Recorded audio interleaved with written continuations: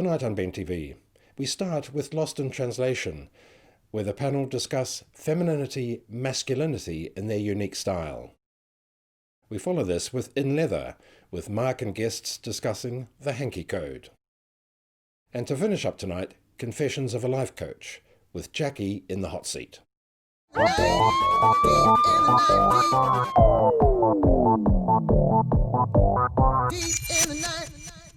Hello and welcome to Lost in Translation, the show where we look at things through a gender sphere? I don't know. Crystal ball. Crystal ball. Crystal ball. Then you can do this with your hands, or you can let me do it. Yes, that's what we do. So tonight I'm joined by Simona and Kurt, so welcome. Good to be here. Good to be here. Great to be here. Yeah. Excited? I'm peaking. Excellent. I'm whipping up tabs, in fact. Excellent, excellent. So I thought we'd have a bit of a chat about sort of femininity, masculinity. Is femininity sort of, oh, I know. Interesting. Whipping up Lamingtons. Lamingtons now, no more Pav. No more Pav. Well, it's a sandwich dessert. Yeah. You just continue. Like sorry. Yeah. No, you're the host. Feel free to continue. Fuck shit up. So. Oh, we've already asked it. So is femininity underrated? Yes. Is that what we're asking? Look, there's such thing as male privilege still in the world. So I don't think it's underrated as such, but I don't think that it's as desired as masculinity. Well, if I can put it in this context, perhaps, there's like, you know, okay, well, good manners is kind of good, and I kind of think this discussion ends up becoming too much about gender and too much about masculinity and femininity, and particularly when people do make the transition, and all of a sudden things like privilege is changed, and all of a sudden people's behaviours change.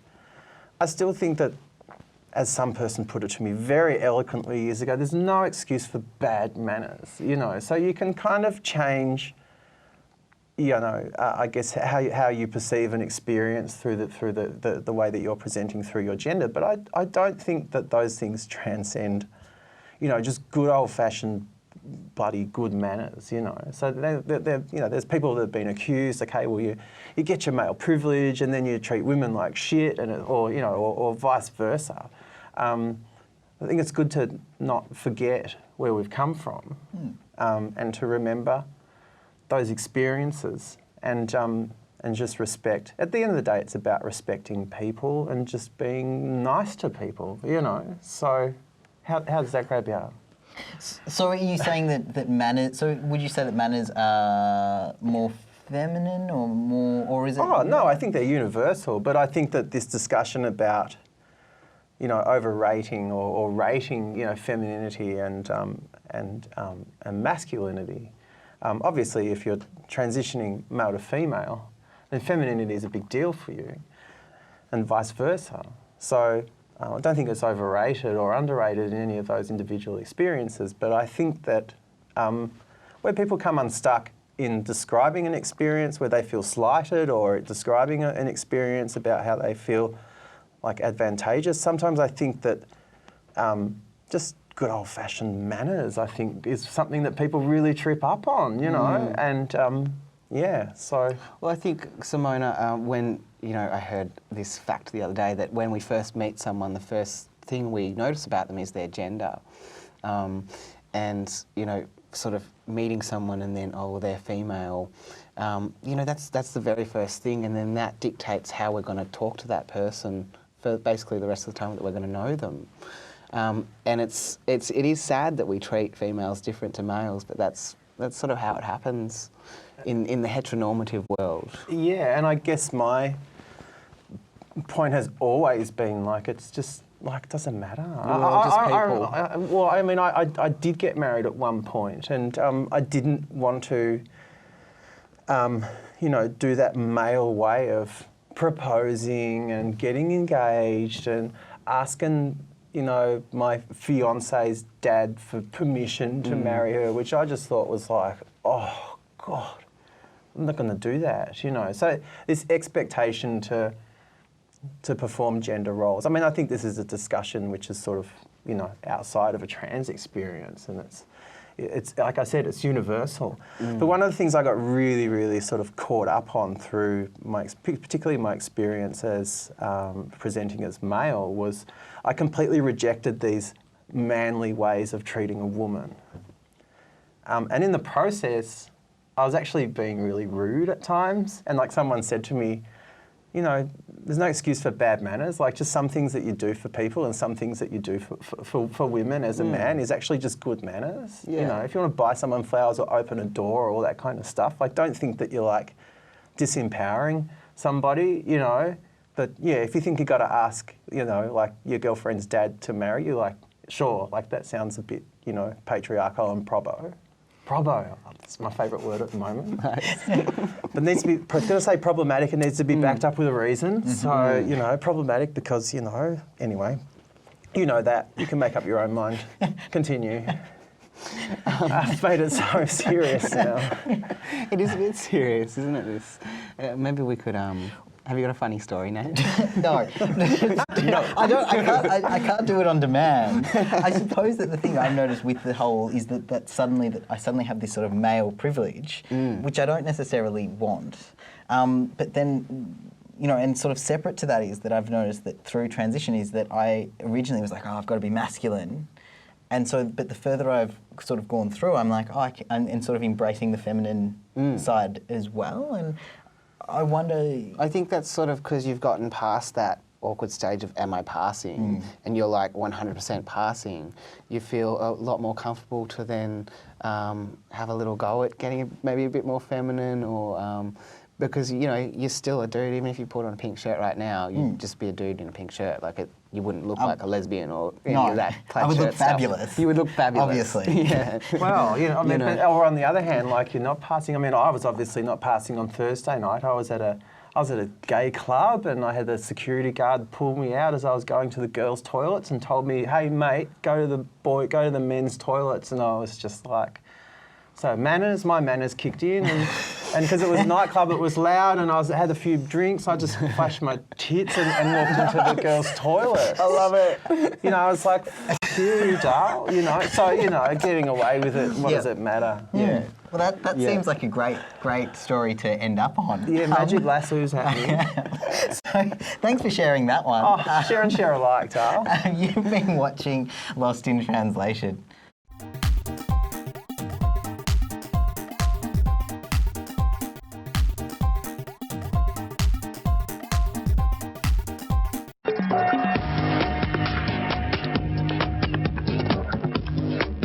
Hi, I'm Mark Hadden, and this is In Leather, the show for the leather community of Melbourne and Australia. And with me today, I've got Vic Leather's Vice President, Andrew Lovett. Hi, Andrew. Hey, Mark. And I've got committee member, Steve O'Leary. How are you going? Good, thank you. How are you? Good. So today, guys, we're going to be talking about, how shall I put this? The Hanky Code. Indeed. Now, is it particularly something that's for leather? Is it something that's come through the leather community? Yes, yes and no. The Hanky Code originally got its start back in like the Old West days in America, where in towns where there were too many cowboys and not enough women. So when there were dances, often two men would have to pair up. And so the way that men would kind of, identify who's going to lead in dancing is that they would tie a hanky either on the left or the right-hand side of their belt or on their jeans, or what they're wearing, and that signified whether or not you're going to lead or whether or not you were not going to lead. And I suppose that translates into the history. I mean, I suppose it came into its heyday in the 70s and 80s? The 70s and 80s, it popped back up then, and it wasn't just in the leather scene particularly, it was more just in the gay and bisexual men. Gay sex wasn't legal back in the 70s, so you couldn't really say to somebody, you know, hey, do you want to go have some, yeah. So saying that you were into a little bit more of the kinky side of gay sex was a real big no-no. So what they did is a code was developed, and so it was wearing a hanky either in your back pocket, left or right, depending on the way you're feeling, and different colours signified kind of what you're into. So, Steve, left and right, which is left and which is right? Oh, I always get this confused. I always get it have to confused check too. before I wear something out. You know. Okay, so left is top Yep. and bottom is right. So left is active and Right is right is passive. Okay. For those playing along at home. And Let's hope they are so playing. coming into the modern day, guys, what would does the hanky code really have a part in today's society? In Australia, yes, it does. It kind of certainly does when you're out, maybe at a leather bar or a leather function or a leather dance party, so to speak. Guys still, it's great. Guys still have leathers with red or yellow or green or what have you, piping or colours. Yeah, I've seen that quite a lot on, especially on armbands and wristbands. wristbands. Yeah. And so it's still around a lot, but it's not so much. It's not so much needed like it was back in the 70s and the 80s. It was. It's more really paying tribute to the way things used to be. And because, with a lot of the topics, a lot of the kinky are kind of more fetishy sex, we can talk about openly now, whereas opposed to back in the 70s and 80s where you had to be, it was all underground.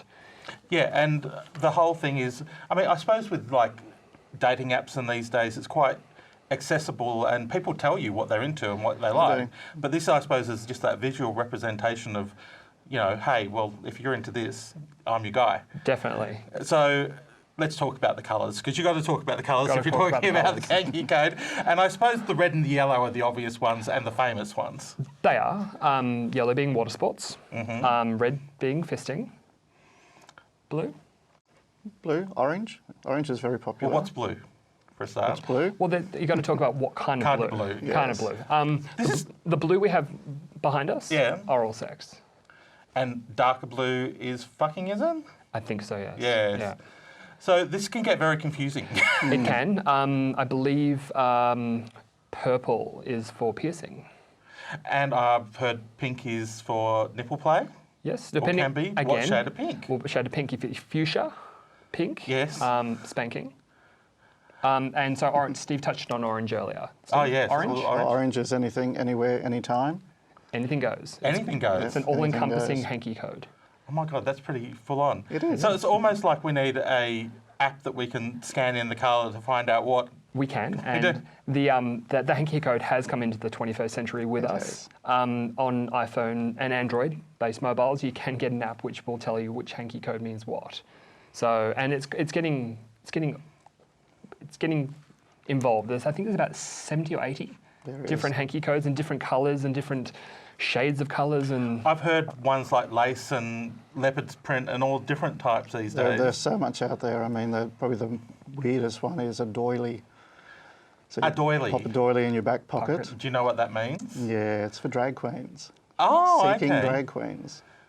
So a little bit of kiki. Yeah, Yes, all right. So and there's also like having a little teddy bear in your back pocket. Yep, also, looking so for cuddles. going away from the whole hanky thing to like actually having a little teddy in your back pocket. We see bears do that all the time, have little teddies. Yeah. But is that just for cuddles, is it? oh, cuddles always lead to something else. Well, I suppose so. Kind of look good foreplay. So the hanky code. So going forward, do you see that this is going to develop more or fade out? What do you think is going to happen with it? I think it'll stay. Well, hopefully it will stay where it is. I really like the fact that it's that even though it's not really required as it was or needed back when it was in the 70s and 80s, I still like how we still kind of we still have it around. I think for me personally, it's almost like a little bit of secret society business. It's kind of like knowing what colour means what, where it's worn. It's kind of like like a secret code in fact. So. I think it'll stick around. Yeah, I always like the fact when I see someone with a hanky or something, it's like, oh, so that's what they're into. That's interesting. And it's like, obviously you don't have to act on that, but it's nice to know. It's a great conversation starter when you can go up to someone and saying, so I see you've got a red hanky in your right pocket. Yes. It would be a conversation starter, that one. Indeed. So do you guys personally use the colours at all? I do, yeah. I've got a number of different coloured hankies sitting at home, which pop in the back of the jeans when I go shopping or something. Just So in case. at your local supermarket, you can have the hanky poking out the back pocket. Where I live, there's a lot of nice gentlemen, so it's always nice to know who else is around. And I believe flagging is actually a term that was used. This is actually hanky coat or flagging. So you're flagging for a bit of fun. Well, not necessarily. My partner wouldn't like that, but Oh. you know, it's always nice to know if there's somebody out there who's also interested in the same sort of things. Excellent, At excellent. least if you see them at a party, you know what they're looking for. Well, hopefully people out there, might get a bit more interested and look it up. But I want to thank you today, Steve and Andrew, for coming along. And this has been In Leather, and we'll see you next time on Bent TV. Thank you for staying with Bent TV. Please visit our website, Twitter, YouTube channel and Facebook to find the different ways you can support Bent TV, provide feedback and become involved in supporting Bent TV. Back after this break.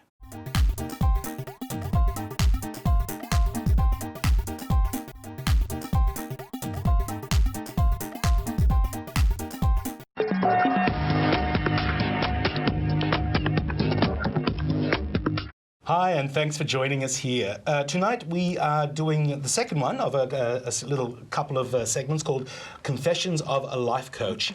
Tonight I've got with me Jacqui Flinn. Thank you for joining us. Thanks for having us. And Matt Cooksey as well. Thanks, Matt, for coming along. Good to see you. Now, tonight, Jacqui, it's you that's in the hot chair. It's my favourite spot. All right, so just a little bit of a background. You're a life coach? I'm a life coach. And what is that? For me, I think it's different things to different people, but for me, it's working with people who have somewhere they want to go.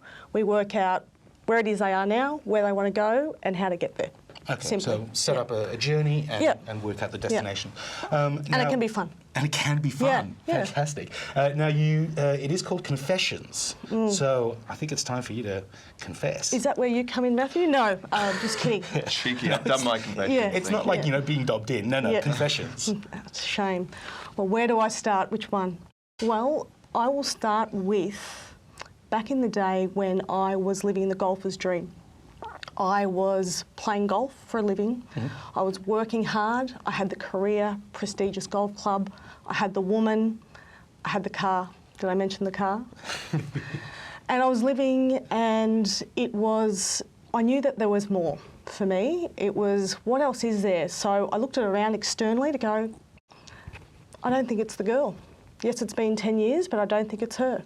It's like, it must be that what she's doing is making me unhappy. So I looked externally for something that I wanted more of, essentially. Yeah, right. So, it was trying to shift the responsibility outside of yourself as opposed to inside. Exactly. So I ended up, should I say, sabotaging that relationship and, giving everything up and, looking for more. Looking for more. Cool. Now, I believe there's a second confession that has to do something with the baby shower? Well, thank you for bringing that up, Remy. I was hoping you would bring that up. I like to bring the pain, it's good. So, without naming names, one of my best girlfriends asked me to host a baby shower. And it was one of my dreams to have a baby, and at this point I'd ruined my relationship, I'd thrown the baby out with the bathwater, so to speak. And so I was feeling jealous at that point. Because you really wanted to have a baby? Yeah, absolutely, and we were trying at one point. So it was like, it's something that was really close to me. So I was like, I'm going to host, in one of my minds I'm wanting to host this amazing shower and just have bells, whistles, you name it. Live animals out the back, the whole thing. And then the other part of me was going, you know what, is this my chances ruined? It was about me, have I ruined my chances to get my dream of what I want? So let's just say I pulled it off with class, style, and just got on with it like at that point I did with my life. But again, I knew there was more. There was more that I wanted to give. So, but hang on, did you mess up the baby shower? No, nailed it. Nailed it, absolutely. Okay, so it's a talk of the town. Obviously, life doesn't always go the way that we would like it to go. So you had a problem. You looked first of all externally, then you tried to sabotage a friend's life. How did you turn that around? Well, it was to the point where I found out, would you believe that I was responsible for myself?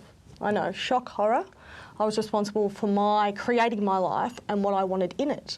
And it's okay to want more, but there is more efficient ways to get there. Yeah, but how did you work that out? Did someone tell you? I certainly went the long way and tried different things, went on holidays, hot yoga, retreats, you name it, I chanted. How is, I was chanting. Because how is that? Because quite often we think of like, you know, things like hot yoga or meditation. It's like, oh my God, that's so There's hippie. retreat, it's vegan. And you seem like a very practical kind of woman. So how did you? I knew it. She's practical, all right. Oh. She's the most practical lesbian you've ever met in your life. No more stories, out of school. Thank you very much. But then how did you go into like Yeah. this kind of hippie stuff? It was funny. I knew that I needed to do something different, and I think sometimes you get a taste for things and I go, that I think would be good, but there's just a little certain things that I think are better, and you find those along the way. It's like destiny or magic hands guide you in the right direction, so to speak. Okay. So for the other practical women out there, what's a really practical, not using the word meditation type of relaxation thing that they can do? Yeah. There's this one thing that's a 15-minute relaxation exercise, aka meditation, for those who are ready to hear it. It's one by Deepak and Oprah. It's a 21-day meditation challenge, which I do every day. It's sometimes 10 to 15 minutes, and you feel fantastic after it. So it's an app that you can download, and it's fantastic. Oh, it's an app? It's an app. And what's it called? It's Deepak and Oprah 21-day meditation challenge. Okay. So and it just gets you relaxed, ready for the day, whatever that may. But it's very, like, it's not like about, you know, no chanting. Fountains of life and no There's chanting. no orange cloaks. Great. No Excellent. shaved heads, unless you'd like that, unless that, yeah. So then I guess you became a life coach when you come true to yourself. And then what are the kinds of things that, the kinds of people that you deal with and the kinds of situations that you see? It's funny, I think like attracts like, and I seem to attract very sporty, committed, good-looking, lesbians that I work with, and I absolutely love it. Yeah. So, you know, women that are hands-on, want to make a difference, and go and do something about it, take the action. Okay. And what are the kind of things that they come and ask you about? They come and ask me, so if they're in a job that they're just going through the motions with, we find their passions and then build a really easy way to get there. So it's like, do you think I could do this? So it's all about having someone believe in you, giving you the accountability to do what you have to do. Okay. So I guess then your quote would be look within yourself and then take some real steps towards moving. And then simply get there, but execute. Get it done. Beautiful. Get it done. Jacqui, and meditate. Thank you, but not called meditation. Relax. Now, you guys have been working together. This is Matt, obviously. And so tell us a little bit about you guys working together. How long have you been together? Well, we've been working together for about 3 years or so now, and it's funny how it all started, really. We before we even set up our practice working with people, we started out just meeting for coffee and talking about our lives and really trying to figure out what are the sort of key ways in which we can get the things that we want in our lives. And that's how our relationship started. And it's sort of like that careful what you wish for, kid, because all of a sudden you start wishing for stuff and it starts showing up and you end up on Bent TV giving interviews. And, you know, it's amazing how, you know, you set something in motion and... And I love working with Matt. He's inspirational, he's very, very encouraging and fun. Excellent. My ego loves it. Thank you for that. Okay. And so we've got your details. They should be up on the screen or have already been up at the screen, something like that. Great. Look, thank you very much for joining us. That's it for us this time. Do join us again. That's all the time we have for tonight. Thank you for watching. My name is Gavin Henderson. Please visit our website, YouTube channel, Facebook to keep in contact and support Bent TV.